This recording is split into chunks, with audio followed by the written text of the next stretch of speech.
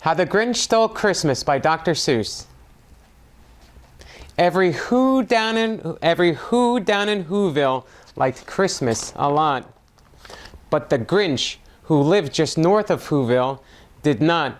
The Grinch hated Christmas the whole Christmas season. Now please don't ask why. No one knows quite the reason. It could be his head wasn't screwed on just right. It could be perhaps that his shoes were too tight. But I think that the most likely reason of all may have been that his heart was 2 sizes too small. But whatever the reason, his heart or his shoes, he stood there on Christmas Eve hating the Whos, staring down from his cave with a sour, grinchy frown at the warm lighted windows below in their town. For he knew every Who down in Whoville beneath was busy now, hanging a mistletoe wreath. And they're hanging their stockings, he snarled with a sneer. Tomorrow is Christmas, it's practically here. Then he growled with his Grinch fingers nervously drumming, I must find some way to stop Christmas from coming. For tomorrow he knew. All the Who girls and boys would wake bright and early. They'll rush for their toys, and then, oh the noise, oh the noise, oh the noise, noise, noise. That's one thing he hated, the noise, noise, noise. Then the Who's young and old would sit down to feast, and they'd feast, and they'd feast, and they'd feast, feast, feast. They would feast on Who pudding and rare Who roast beef, which was something the Grinch couldn't stand in the least. And then they'd do something he'd like least of all. Every Who down in Whoville, the tall and the small, would stand close together with Christmas bells ringing. They'd stand in hand, and the Whos would start singing. They'd sing, and they'd sing, and they'd sing, sing, sing. And the more the Grinch thought of the Who Christmas sing, the more the Grinch thought, I must stop this whole thing. Why, 43 years I've put up with it now. I must stop this Christmas from coming. But how? Then he got an idea, an awful idea. The Grinch got a wonderful, awful idea. I know just what to do, the Grinch laughed in his throat, and he made a quick Santa Claus hat and a coat. And he chuckled and clucked, what a great Grinchy trick, with this coat and this hat, I just look like Saint Nick. All I need is a reindeer. The Grinch looked around, but since reindeer are scarce, there was none to be found. Did that stop the Grinch? Oh no, the Grinch simply said, if I can't find a reindeer, I'll make one instead. So he called his dog Max, then he took some red thread, and he tied a big horn on the top of his head. Then he loaded some bags and some old empty sacks on a ramshackle sleigh, and he hitched up old Max. Then the Grinch said, giddy up, and the sleigh started down toward the homes where the Whos lay a snooze in their town.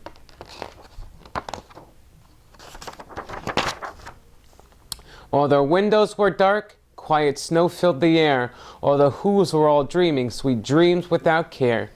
When he came to the first little house on the square, this is stop number 1, the old Grinchy Claus hissed, and he climbed to the roof, empty bags in his fist. Then he slid down the chimney, a rather tight pinch, but if Santa could do it, then could the Grinch. He got stuck only once for a moment or two, then he stuck his head out of a fire pit flue. When the little Who stockings all hung in a row, these stockings, he grinned, are the first things to go. Then he slithered and slunk with a smile most unpleasant. Around the whole room he took every present. Pop guns and bicycles, roller skates, drums, checkerboards, tricycles, popcorn and plums. And he stuffed them in bags, then the Grinch very nimbly stuffed all the bags, one by one, up the chimbley. Then he slunk to the icebox. He took the Who's feast. He took the Who pudding. He took the roast beef. He cleaned out the icebox as quick as a flash. Why, that Grinch even took their last can of Who hash. And then he stuffed all the food up the chimney with glee. And now, grinned the Grinch, I will stuff up the tree.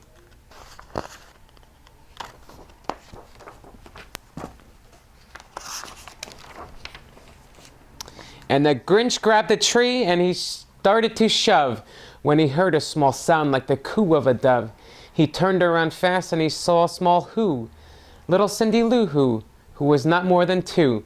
The Grinch had been caught by this tiny Who daughter who'd got out of bed for a cup of cold water. She stared at the Grinch and said, Santa Claus, why? Why are you taking our Christmas tree? Why? But you know that old Grinch was smart and so slick. He thought of a lie and he thought of it quick. Why, my sleek little tot, the fake Santa Claus lied. There's a light on this tree that won't light on one side.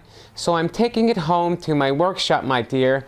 I'll fix it up there, then I'll bring it back here. And his fib fooled the child. Then he patted her head and he got her a drink and he sent her to bed. And when Cindy Lou Who went bed with the cup, he went up to the chimney and stuffed the tree up. Then the last thing he took was a log for their fire. Then he went up the chimney himself, the old liar. On the walls he left nothing but hooks and some wire. And the one speck of food that he left in the house was a crumb that was even too small for a mouse. Then he did the same thing to the other Who's houses, leaving crumbs much too small for the other Who mouses.